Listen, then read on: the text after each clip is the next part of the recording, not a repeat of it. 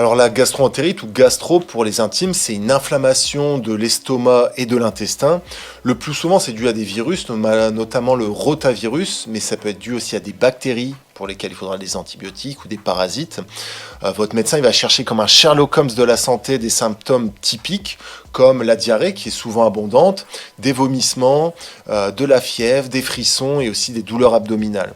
Alors c'est souvent désagréable, mais la plupart du temps c'est bénin et ça se résout en quelques jours. Et alors, comment on attrape cette fameuse gastro? Alors c'est très contagieux, ça se transmet principalement par le contact direct, les poignées de main, les embrassades, toucher son smartphone ou les poignées de porte, ou la consommation d'aliments qui sont contaminés, d'eau contaminée. C'est pour ça qu'il faut des règles d'hygiène assez strictes.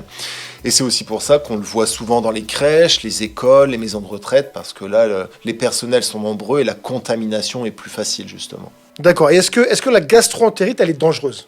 La plupart du temps, c'est pas grave, hein, ça reste bénin. Mais ce qui peut être gênant comme conséquence, c'est la déshydratation.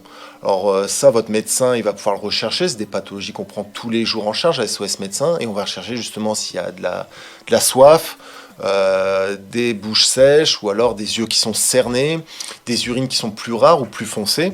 Et dans ce cas-là, il ne faut pas hésiter justement à consulter un médecin, c'est important.